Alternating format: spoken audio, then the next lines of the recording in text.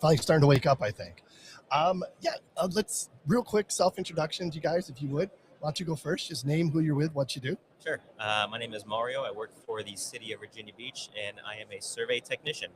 Survey technician. There you go. Yeah, I'm Chad Maxwell. I work for HDR, and I'm the senior geomatics manager. Okay. So, Chad, how long have you been at HDR? Oh man, about 5.5 years now. 5.5 years. Yeah. Six in July, I think. Okay. Okay. So you're in Florida, right? Virginia. Virginia. Beach. Sorry, Virginia. I take classes online at the University of Florida. Okay. I thought there was. That's right. Yeah, that's it. What are you taking classes for? So I'm an undergrad in geography, but I'm also in their geomatics and geospatial analysis certificate programs. Can you talk a little bit about that certificate program? Sure. So they're both. So it's two different certificates. They're both great programs, and there's actually a lot of overlap. The reason I got started in the geomatics certificate was I was progressing rather quickly, probably almost to a detriment within our survey bureau, and I was like, I need some foundation data, some knowledge. So luckily, I was already attending University of Florida for geography, and so I saw they had the geomatics certificate. Reached out to some of their staff, and it was actually quite difficult because I'm not in Florida, and I'm already a undergrad student, which typically most of their geomatics students online are just taking it so that they can get the required credits to take the test in Florida for licensure. So it was interesting to kind of navigate and get in touch with the correct people, but I finally got allowed to take it, and the staff, I mean, they're incredible, and I've even got to meet some of the professors here, a bunch of other students here as well. It's awesome. Got to meet here as well. Do you have a favorite? Yeah. Ooh, I don't know if I want to say. You got to go with Dr. Ben. That's the right answer. Dr. Ben, that's right. That's great. So how do you guys know each other? Actually, we just met in person, actually. So we kind of exchanged, back and forth a few times. LinkedIn, actually, maybe in response to the Geoholics podcast. That's right. That we did a while ago. Yep. And so, we just kind of pinged back and forth and had the opportunity just yesterday to meet. Yeah. That's awesome. Yeah. Well, very cool. Like you mentioned earlier, we were talking, he was doing a presentation with Will, and I was telling Will, I was like, one day we're going to see his name in the record books for something crazy within the geospatial space. Yeah, right. You're like above the rest of us. I don't know. I don't think so. I don't know if you could tell. So Mario put this to the question like after the presentation. So Will and I and Dustin were sitting on the stage yesterday, and Mario is just sort of tongue-in-cheek asked a question. I was a little embarrassed. I couldn't tell. I didn't know if that came off or anybody. But like like my first thought that came to my mind was like, Will just gave his presentation on Tombstone where he brought like 25 or 30 students like to that, and he's doing this like year over year. Will's doing so much more than almost anybody else in this program, like to drag people into it. Yeah. And so like I if I play a small part of that, I'm happy, but it takes a village. It takes a village, no question. So let's talk about the show. What have you guys seen so far that's kind of raised an eyebrow? Different from years past, anyways. I think for me, a lot. Or heard. Okay, gotcha. So for me, I've always come to this with kind of an agenda, and it's to either create new connections or learn something technically specifically, especially as we got into like the 3D scanning space. I think you probably remember last year I was all nerding out, had a bunch of notes. I was like, I need to ask these questions, and and so I was trying to talk to a lot of people about feature extraction and just kind of like their workflows. But what I found this year is that there's a lot of, I think maybe that's why I asked the question I asked you yesterday about, a lot of the why of what we do is that I feel like we're at a tipping point within the industry where we're kind of moving into the future, if you will, but it's almost right now. And so what I've also seen is that a lot of the time there's still a lot of collaboration between humans that need to exist. And I think that's probably where Will comes in, because he's really good at that, especially at bringing in, younger professionals or students as well. So I feel like we're at a weird kind of juxtaposition between all this awesome technology, but we still need a lot of that human connection in order to make that work. Yeah. No, well said for sure. How about you, Chad? Yeah, so I'm shocked. So a few things, like everybody's doing the AI feature extraction stuff now. Right. It's, Which, by the way, a year ago was like a new thing, Right. and now it's It like, feels oh, old it's just a hat, normal, right? it's Yeah, just a yeah, normal feature. Yeah, so that's like got my mind a little messed up, right? Like that's old now. Right. But I think that the thing for me, so man, there's a few things where we talked on the show, and I talked a little bit yesterday in my presentation about how we're integrating and sort of synthesizing things into a common focal point, right? And so used to, we had to do that with a bunch of, like, we brought this tool and that tool, and we had 1,000 tools, and you had to carry it, and you couldn't, you had a trailer and like these monster trailers, and I haven't seen any of those here with like the command center trailers, you know what I'm saying? But like now, so you look at the Tersus and the Immenset, and like all of them, like they just released I know what you're going to say. a I just saw it. GPS unit that's got 4 cameras on it. It's doing terrestrial frame photogrammetry and the laser SLAM. scanner and SLAM all at the same time on a rover pole. It's just a wild, like, I can't. It's insane. Yeah. I can't figure out, like, so just think about that in terms of data volume, right? Like, so you used to send a surveyor out, or I used to go out with the RTK basin rover, and I used to point, and I might get a couple hundred, 300-400 points a day kind of thing, and we thought, sort of coding out feature codes and like, building a lot, and all that was like now. So, we're talking about maybe megabytes of data if you're snapping pictures and things too. Like that thing, you take 1 point, like, oh my God, you've like maybe 100,000x on like the data volume. It's like, man. That's pretty wild. Nuts. I can't quite get my head around that one yet, but it looks super interesting. Right. I mean, it seems like a multi-tool. Like I was thinking, like total station's going to have to be, that's like, a total.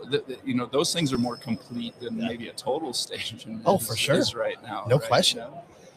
Yeah, that could potentially be a game changer for sure. Talk about AI just a little bit. Like it's all. I mean, you mentioned AI playing a major role in like extraction, that type thing, but it's never going to replace like the human decision-making process, I don't think.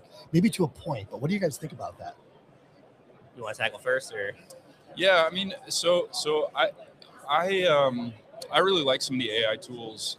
So I mean, Mach 9 seems like they're doing neat stuff in that space. Trimble Business Center's baking a lot of that stuff in now. Like used to be just tunnels and rails, and then you have the TopoDoc guys, which like they've been doing stuff with LiDAR point clouds from mobile for a long time. And I think the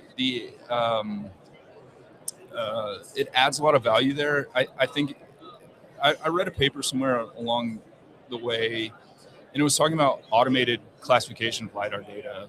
And the paper suggested that somewhere around 60 to 65% was what the computer was accurate at doing it. And then the last 30 to 35 to 40% was you needed human oversight, right? I think that sounds like a lot. It does. But when you're talking about LiDAR data and you're talking about sorting them, maybe that's not as much as it, like, because it tends to clump, right? It's homogenize in different land covers or whatever. I think the AI is probably it's not 100%, right? It's probably not 90%, and so, but it gets you most of the way there. So I think the human involvement's going to be oversight. Did this thing work right? Kind of QA, QC kinds of things. But I think the real value there that AI will never replace is like, what does this mean? And so that's a question that I think about a lot in terms of our profession. And so we kind of talked about that yesterday in the presentation. It's like, why are we doing these things? Like, why go through the trouble of trying to integrate all these technologies? Why why go through the approval gauntlets and all the things that we have to do, like, on a day-to-day basis, and it's because simply, like, the most simple way that I can put it is, it's because the more information you bring to the point of attack, the better decisions you're going to get out of it, right? The better allocation of resources, the better use of scarce time, like all of those things. So the more data and the more information you can draw out of that data, the better. And so if AI helps in that, I think that's a great thing. I think it's going to be a human decision maker down the value chain. There's a judgment component, right? That I don't think AI will ever replace. I'd be careful with absolutes. That's the one thing I've learned. Well, and there's intelligibilities, right? Yeah. So like, I don't think I'm not a huge fan of the wisdom of crowds, right? But I think there's a lot of decentralized knowledge in the human species. So like I talk about spatial intelligibility a lot, right? Well, intelligibility sort of is predicated on what are the user's hyperpriors, and what I mean by that is, like, what is your knowledge base? So your knowledge base is a lot different than my knowledge base, because we went to probably different schools, we had different experiences, like in the profession and growing up, and so we see the world we see a lot that's the same, but a lot that's probably different. And so that, you think about the value chain of the work that we're doing in survey. So like we're on the and I talk about like this a lot. Survey is part of a compilation of knowledge, right? Building out a knowledge base, and we're at the ground floor of that, I think, right? Because we're the guys that go and see, and so we go and see, and we make observations, and we interrogate, and we record all that, and then we bring it back. And so the way that I view that, right? I'm looking at it from an exploratory sort of, how can I characterize this or that? But an engineer who's downstream of me and my work picks it up and says, well, my engineering brain needs to build something right here. And so he looks at it with his hyperpriors and the things that he's trying to do, his vision, his forecast, everything that he's trying to do. And he's going to see different things in that data than I see and care about. And same thing on down the line. We talked about historical preservation. We talked about lots of things yesterday. And so like the intelligibilities are different. I don't believe AI can replicate that. And I don't think it's a wisdom of crowds thing to circle it all the way back. But there's lots of intelligibilities that I don't think can be synthesized into, one unit or one set of algorithms or whatever the case is. Sure. No, that's good stuff. So now Mario's got to follow that. Oh, goodness. I probably know far less about AI than you do.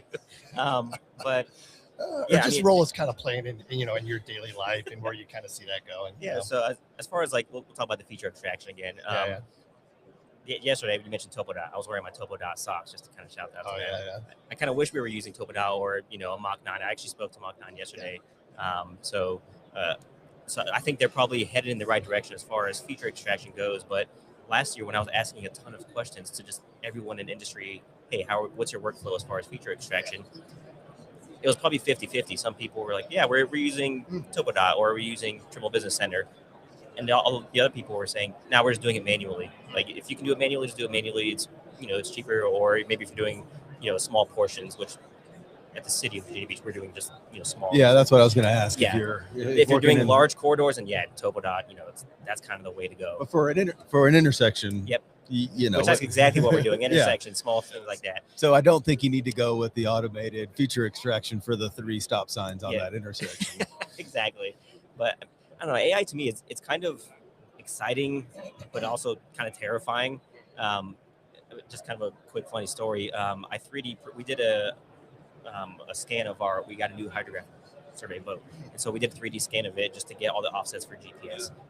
And so just because we could, I was like, I'm going to 3D print this. So I did it. I 3D printed it, and we were having a Christmas party, and my boss's boss saw it, and he was like, hey, man, that's pretty cool. He was like, you guys just need to throw a side scan or a multi-beam sonar on that, and you guys got yourself a USV. I was like, all right. So that kind of put just a little, seed in my head. I was like, you know what? I'm going to see if I can build myself a little hydrographic boat.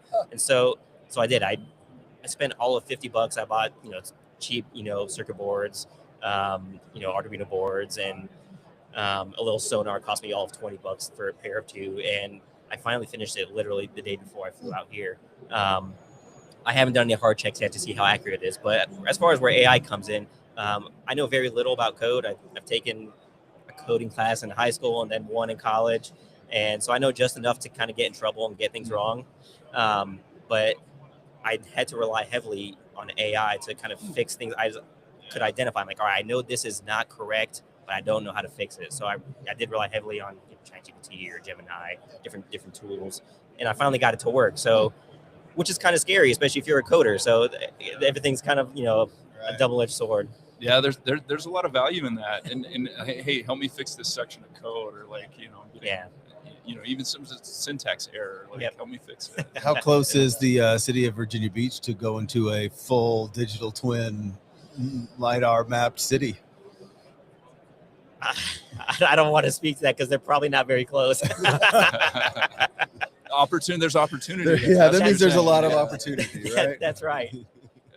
I think we're gonna need an update on the RC sonar boat. Yeah, the boat. That's right. I'm interested. Well, see, I mean, we're looking at a few here, out this way, but that seems like a space that's maybe there's so much in the drone space right now in the air, but not as much on the near shore water environment. Well, it's funny you mentioned. I guess speaking more to AI, so it seems like maybe a year or two ago a buzzword was Gaussian splatting. Oh yeah. Now it's no longer a buzzword. It's like, hey, you need to be doing Gaussian splatting. Yeah. But so I use just like an app on my phone. I use Scaniverse, and you create little quick, Gaussian splats. And so I created a Gaussian splat of the little RC boat that I made, and I showed it to all my friends. I'm like, oh, it's kind of neat. Yeah. But yeah, I mean that has just exploded exponentially. I mean, when you think about where Gaussian splatting was 2 years ago compared to what it is now, where people were saying you'll never be able to measure off of this, and now people are making measurements. Maybe not to what we call survey accuracy, but people are making measurements off of it, and it's crazy. Yeah. Yeah. So you work in the public sector, obviously, you're in the private side. I'm curious, in both your situations, when it comes to implementing a piece of new technology or software, like how do your individual, businesses or employers measure return on investment? So my boss, our city surveyor, which he was actually here with me last year, he wasn't able to attend this year. He's actually getting ready to retire within the next 3 years or so. That said, he has been, very open with me. He's like, hey, if you see a piece of technology that you think is valuable in what we do, get the information, speak to me about it. And, that's how we're able to be here. This is not something that we had been doing previous to me joining the city of Virginia Beach. And so he does see a lot of value in where the future of surveying is moving. So he is very open to the technology, and, while himself, he's still, very much an old school surveyor. He's doing boundary work, and, that's what he enjoys, a lot of the math and legal parts of it. The difficult part is the rest of the city, working with purchasing and getting approved. We've been trying to get a drone for about 3 years now, and it's just a difficult task when you're working with taxpayer dollars. So that's been the hardest part. Is the one that you have put forward for your capital purchase request, is that already outdated? So it's funny you mentioned that. So when he first asked me about 2 years ago, I gave him a bunch of different drones, and not to get political, I guess, but with just the geopolitical state right now with technology, we actually most recently for this coming fiscal year, I submitted another quote because he asked, hey, we have the momentum to get a drone this fiscal year. I submitted a drone to him, and it's an American-made drone, and it actually finally got approved. Like, all right, you guys are 99% going to get this drone. But then with everything that happened December 23rd, and a lot of the DOTs are coming out and saying, hey, we don't want local municipalities who have DOT work because we have federal work. We don't want you working with, different drones without naming specifically. But so they essentially said, we're going to halt all purchases until we have a complete audit of everything that we have. So we'll probably have to wait another fiscal year. Wow. The red tape. Yeah, Yes. yeah. Well, Yeah. so the requisition red tape is pretty well the same on my side. The shortcut, though, what I'll say on at HDR is if there's a project and you can express the need for the tool to make the project successful, that shortcuts you. And so we can be a little more HDR to their credit, very very conservative on capital outlays, which is a good thing. I mean, it's been great.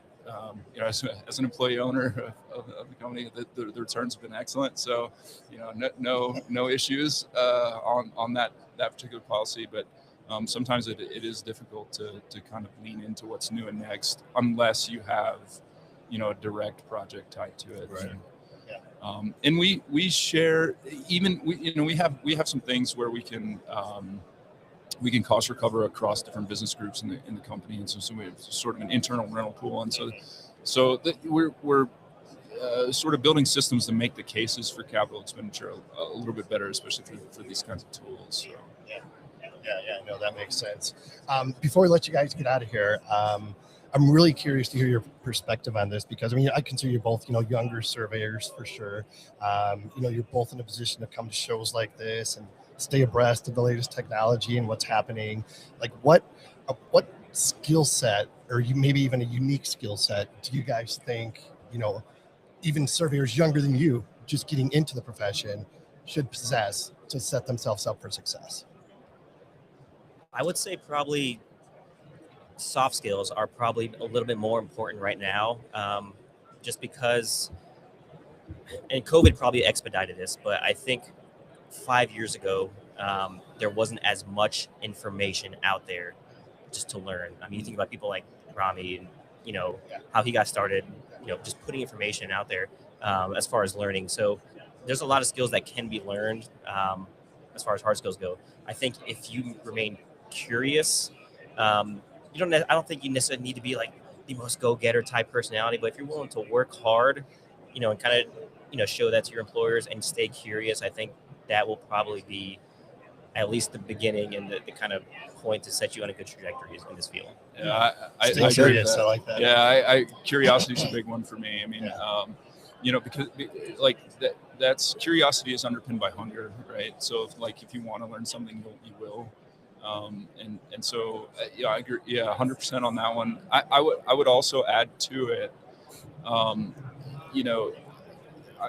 would hope that people that are going through the sort of survey funnel understand why they're doing that. I mean, that's a big thing for me. Like you talked about Rami in the survey school, and Robert's got stuff on YouTube, and you've got Geoholics podcast to listen to get industry perspectives and things. So there's a lot of you can figure out what to do and how to do it, but if you know why to do it, you can, for me, you can start to command the kind of attention and salary and compensation for your work that it deserves. Right. And so, having a handle on the why you're doing this and how it supports the value chain is a big deal. Yeah. Good self-awareness, right? Yeah. Sure. What else you got, buddy? Oh, that's it. You're quiet. I know. Well, I mean, when people are talking good stuff, I don't have to say anything. For sure, right? You make you look smart. I don't need my I don't know. perspective. Yeah. Well, what have you guys been up to recently? Oh, geez. Oh, we don't answer questions. Yeah.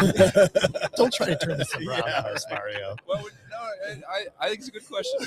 So Mario's good at putting people on the spot here. He does it every time we talk to him. But it is. I get anxiety every time he sits in that chair. What? Yeah. Can't answer that. What are we not to? I mean, podcast wise, planning for the year. We got a huge year. Huge year. Tons of shows come. From this point on, it's like once a month we're traveling. So we're very fortunate to be going back to Intergeo again this year. Yep. So that'll be amazing. And then one of our new sponsors, 12D Synergy.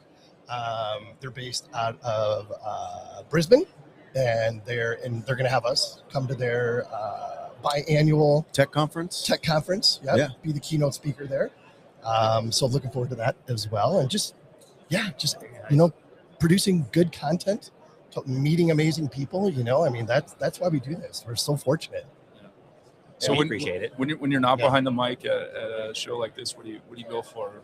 What catches your attention? A chair. A what?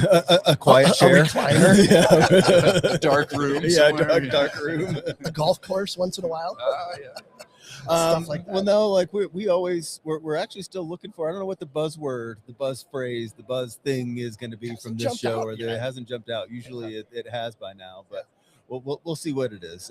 Every year, there's something. You know, like you said, Gaussian Splats was Oh, yeah. was last year, Yeah, the yeah, year yeah. before. I mean, there was a point where digital twins was the word and the thing that Yeah. everyone was talking about. Now it's just kind of one of those. We'll just go with spatial intelligibility. Yeah, there you Spatial go. I love it. intelligibility. I love it. I like that. Maybe we should coin that. No, I'm sure it's already a thing. Yeah, it's already a thing. Yeah. Oh man, I don't know, man. That's about it. Really, I appreciate you guys' time. Yeah, Yeah, absolutely. cool. Always Yeah. good to see you. The thing that makes me really happy about this conversation, by the way, is the future of the profession is in good hands. I You would talk to- highly talk agree to with guys that. like Yes. this. We, Yeah, we so- just need more. Yeah, We need exactly. more. So Yeah. Mario's got to get a license, and That's right. We got to have Will keep dragging people into this. That's thing. right. Oh yeah, he'll keep doing that. That's for sure. Well, enjoy the rest of the day, guys. Yeah, Appreciate thank you. everything. Thank you. Appreciate it. Yeah.